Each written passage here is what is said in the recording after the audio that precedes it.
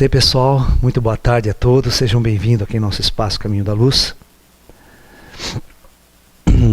O tema que a gente vai conversar hoje com vocês é como entregar as nossas vidas aos mestres espirituais. Né? Bom, primeiro nós temos que definir, né, uma coisa muito interessante. Quando a gente fala, no Oriente existe um costume muito grande, né? Que quando você entra num mosteiro, por exemplo, vamos supor que você entra num mosteiro budista. Ok? Então, se você entrar num mosteiro budista, vamos supor, lembra, vocês conhecem muita história do mosteiro Shaolin, filme de Shaolin, do Kung Fu, do seriado na televisão, né? Então, qual era o costume clássico quando você era aceito no mosteiro do Shaolin? Então, olha só, que coisa interessante. A primeira coisa que você fazia era uma entrega. Presta bem atenção.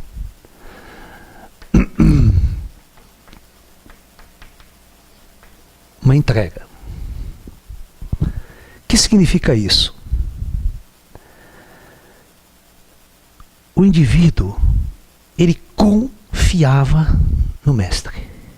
Ele entregava a sua vida para o mestre, que tinha o compromisso de orientá-lo por todo o tempo que ele ali vivesse no mosteiro. Ok? Então acontecia uma coisa muito interessante. Por isso que a gente chama o caminho da entrega. Entregar a sua vida aos mestres espirituais. 2. A segunda coisa que era feita, o indivíduo, quando ele entrava no mosteiro budista, principalmente a tradição Shaolin, existia um costume raspar a cabeça.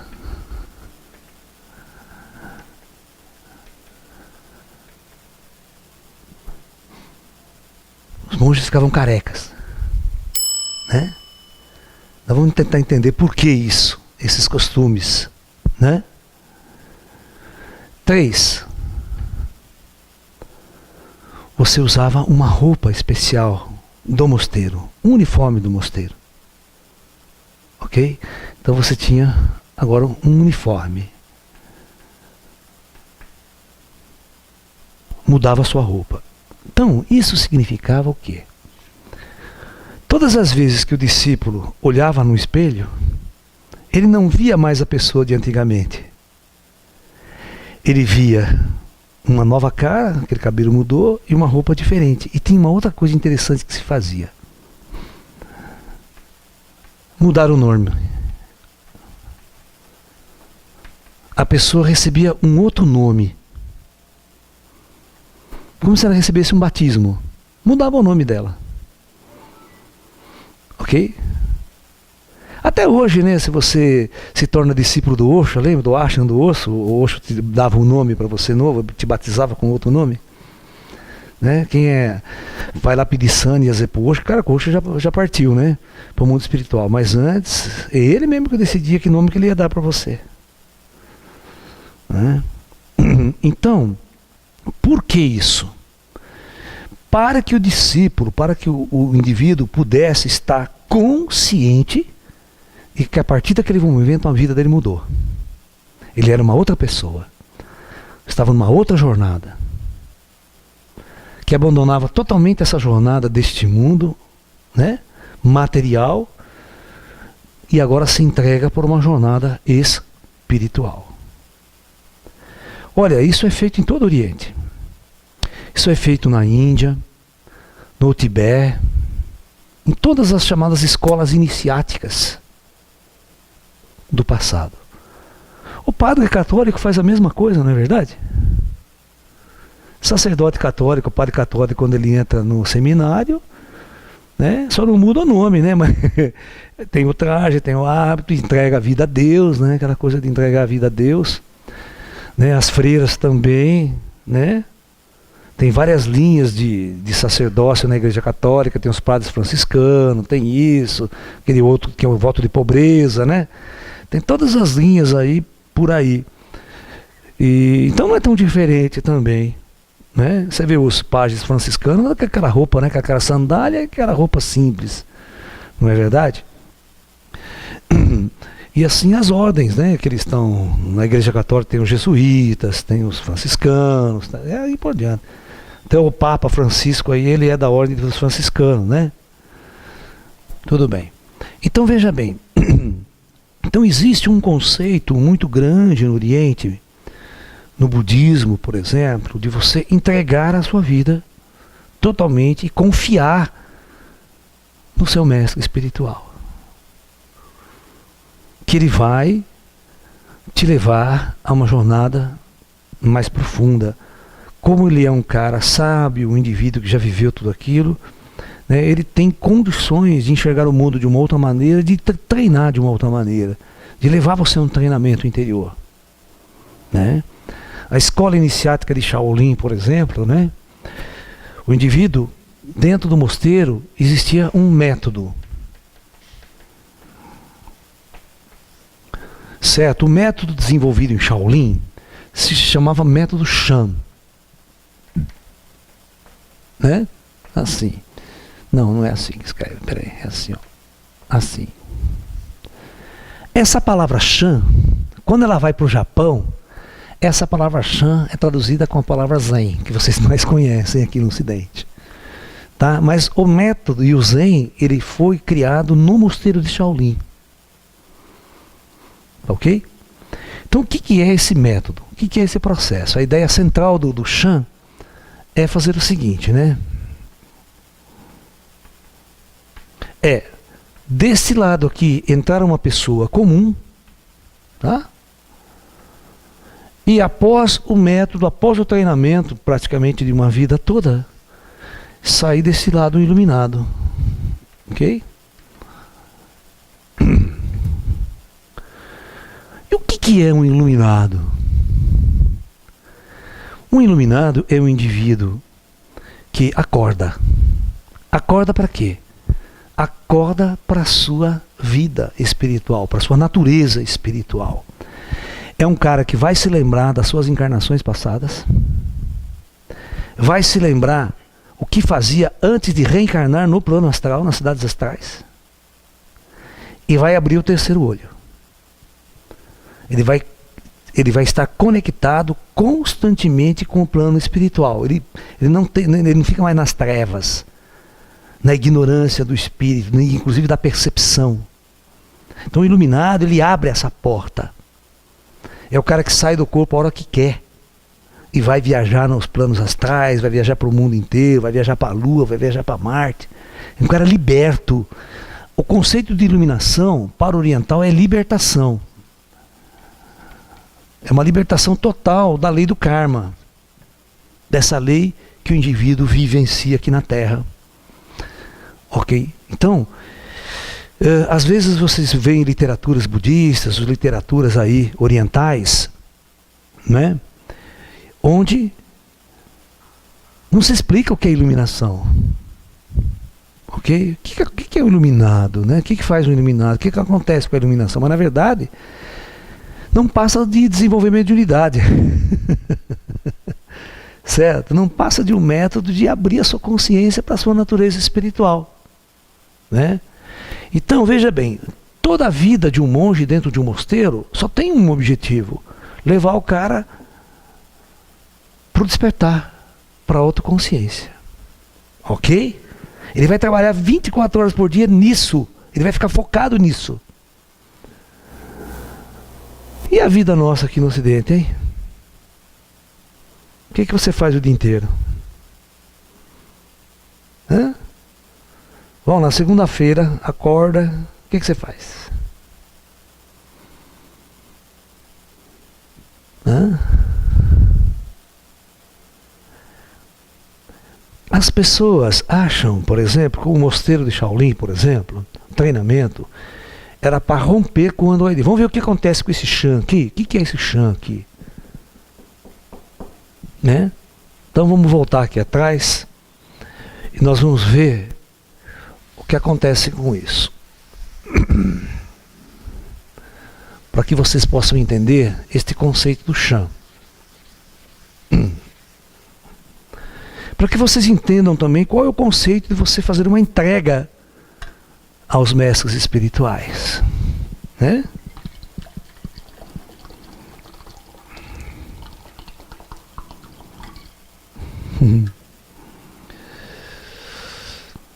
Engraçado que quando muito jovem eu comecei a treinar Kung Fu, comecei a treinar Tai Chi Chuan, e eu me identificava demais com o orientalismo, com as práticas. O Kung Fu era muito simples para mim. Quando eu descubro os textos taoístas, né, era tão simples, eu entendia tudo, era muito simples para mim, como se eu tivesse vivido aquilo intensamente, né? Aí eu tive uma meditação profunda minha, um chinês aparece na minha frente, um mestre chinês espiritual, que começa a me orientar, né? Começa a me orientar. Aí é engraçado que quando o Gilson foi pela primeira vez na minha academia, ele via todos os chineses dentro da minha academia, via os mestres, tudo que participava na parte espiritual. Entendeu? Então eu era uma pessoa que eu aprendia com os mestres espirituais. Então eu entreguei a minha vida aos mestres. É engraçado que eles fizeram a mesma coisa. Mudaram, me batizaram com o nome de bichos, sabe? E a gente começou um treinamento espiritual. E quantas vezes o Gilson não canalizou esses mestres espirituais em reuniões que a gente sentava para outras pessoas verem e ouvir? O Gilson sentava, canalizava o mestre Quan, o mestre Shanli, que ele conheceu quando ele foi na minha academia. Antes ele não conhecia o chinesada. E era um grande médium, né? Então hoje eu vou abordar esses dois lados para você. O mestre físico, o mestre normal no mosteiro, e o mestre espiritual, o mestre do outro lado. Tá? De onde vem essas conexões todas? Porque hoje nós estamos chegando numa época no planeta em que as portas do espírito estão sendo abertas. As portas do plano espiritual estão sendo abertas para o plano físico. Aqui no Brasil, Chico Xavier rompeu isso. Chico Xavier foi um dos grandes precursores em abrir essa, porque a igreja mantinha fechada, a igreja católica tinha essa comunicação com os espíritos. A igreja católica falava dos mortos como se fossem fantasmas, como se fossem terrorismo. Todo mundo aprendeu a ter medo de morto através da igreja católica. E criou-se um pânico generalizado. E ela dominava você em função disso. Vocês se lembram como é que isso é verdade? No próprio filme do Chico Xavier, né, quando ele era molequinho, quando ele era menininho, ele estava na igreja lá com o Padre Eco, ele falava lá, né, ó, padre, tem dois caras lá em cima. Tem mais dois padres lá no altar. Ele, meu filho, cala essa boca quando se viu. Vai rezar 20 Pai Nosso, você não vê mais isso. Pô, ou seja, qual era o processo? Ao invés de incentivar essa abertura, de cultivar essa abertura no jovem, ele fechava, ele bloqueava, né? Você está entendendo? Isso tudo é o quê? Falta de sabedoria, falta de conhecimento do sacerdote. Mas no mosteiro de Shaolin era o contrário, né? Claro, quando o mestre via um cara aberto assim, pô, né? E sabe o que é engraçado? Não era todo mundo que era escolhido para entrar no mosteiro Shaolin. Tinha seleção. Então o mestre, ele olhava muito a cara do negro, se tivesse uma aula já pronta, pegava a ficha do cara, tá, você pode entrar, você vai ficar aqui. Ah, você não é para viver essa vida no mosteiro, não. Você vai viver uma outra experiência nessa época. Os mestres tinham essa sensibilidade. Porque eles eram paranormais, eram videntes, né? Então ele não aceitava qualquer discípulo. Entendeu? Você até podia querer entrar no mosteiro, mas o que ele falava assim, não, essa vida você não vai viver aqui no mosteiro, não. Entendeu? E eles tinham toda uma seleção específica, uma cerimônia de aceitação. Ele não aceitava qualquer um que ia no mosteiro, de jeito nenhum. Ele pegava a ficha corrida do cara espiritual. Porque às vezes o cara se programava para viver uma vida no mosteiro antes de reencarnar. Antes de reencarnar. E aí os mestres espirituais tinham essa conectividade com o mentor espiritual dele. E às vezes o mestre espiritual sabia, olha, né, no mosteiro Shaolin, assim, chegava um espírito lá pro mestre e falava, olha, vai chegar um cara assim, assim, assado, tá? Você pode aceitar ele sim, porque ele é meu, meu discípulo. Você tá entendendo? O espírito ia lá, fazia a boquinha primeiro. né? E a coisa funciona assim. Tem várias pessoas que às vezes vão em centro espírita, vão em outro lugar, né? Teve uma moça, uma vez, né? Que ela ia num centro de Umbanda. Uma cidadezinha aí, né? Ela apareceu lá em São Tomé das Letras. Tá, veja bem. Ah, eu vim aqui, sabe por que eu vim aqui? Não, porque o espírito lá mandou eu vir aqui. Eu fui lá, né? Aí não, o espírito falou que eu tenho que conhecer você, porque é assim assado. Ela nunca tinha ouvido falar de mim. Ela não tinha visto eu na internet. É o espírito incorporado lá no médico, falou, não, você vai fazer o seguinte, você vai assim, procurar tal pessoa, assim, assado, tal. Ou seja, os espíritos encaminham.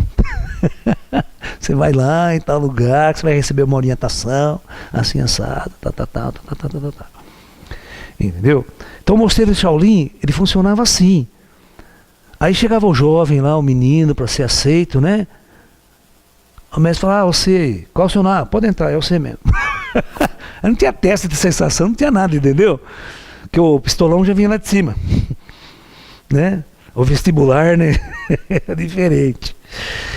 Pra você entender como as forças espirituais influenciam nossa jornada aqui na Terra. Os mestres espirituais nossos, espirituais mesmo, né? Não físico mais, é espírito mesmo. Tá? Então, você sabe que eu esqueci que eu ia falar? Louco. Fugiu. Bom.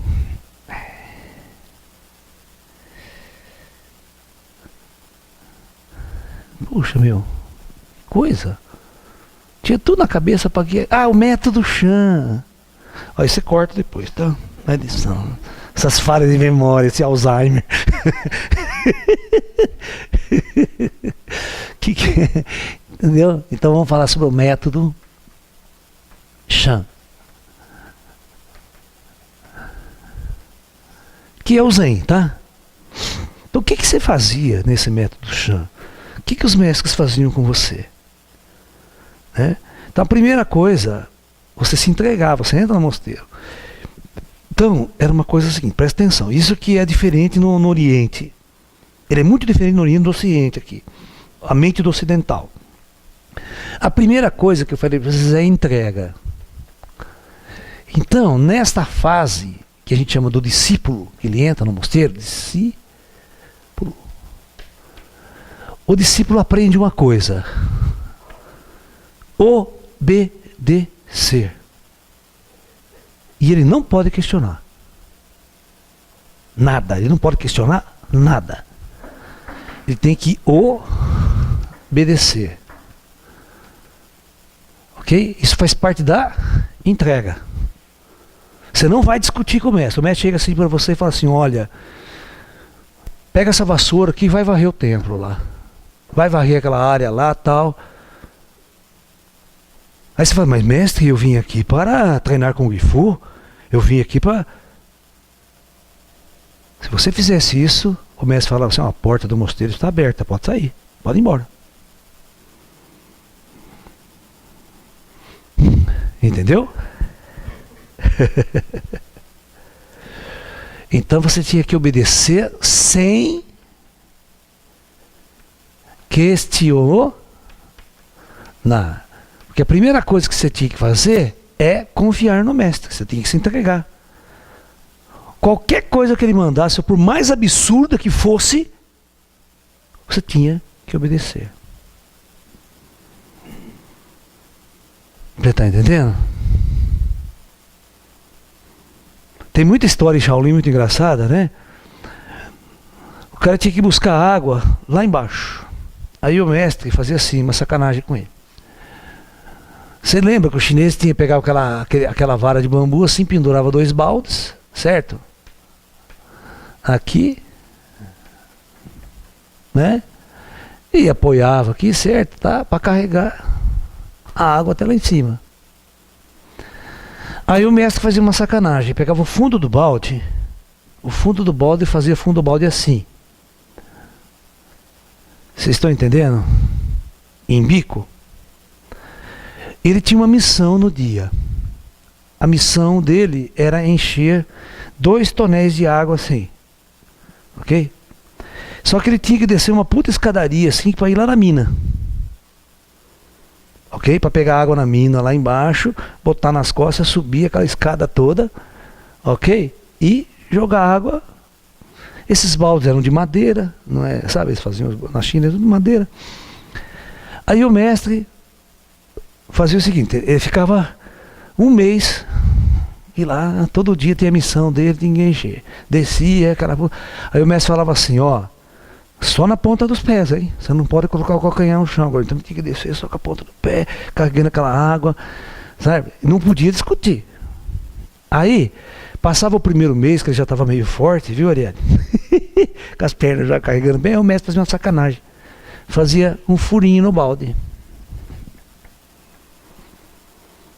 Resultado, se ele descesse lá e fosse assim devagarzinho, subindo, chegava lá, não tinha mais água no balde. Chegava lá em cima, não tinha mais água no balde. Isso forçava ele a ir correndo e descer correndo, entendeu? A subir correndo. E outra, se ele ficasse cansado, por que se acha que o balde era bicudo assim? Não, se ele põe o balde no chão, o que acontece? Pum, cai toda a água. Puta sacanagem, né? E não podia discutir com o mestre. Treina, faz o que eu mando.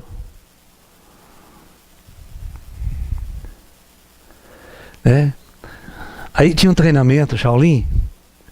O mestre fazia um buraco no chão assim, ó. Né?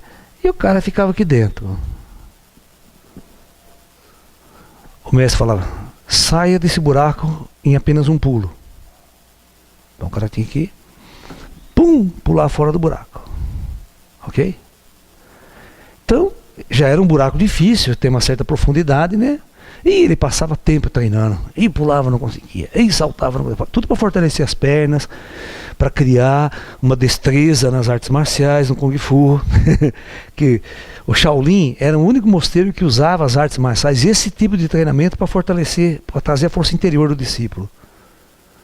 Ok? Então, ele vai. Quando ele conseguia, que ele ficava feliz da vida, consegui, aí mestre, estou conseguindo, posso passar para outro exercício? O mestre falou, não. Sabe como o mestre fazia? Encher de água. Até metade do buraco, falou, agora sai. Já tentou saltar de um lugar que tem água? Puta resistência. Tá sacanagem, né? Na hora que você sair do buraco aí, você vai passar para outro treinamento. Era assim. Métodos muito sofisticados para que o discípulo aprenda a romper todas as barreiras através da sua própria força. Você está entendendo? Buscar a força interior para aprender que ele é capaz.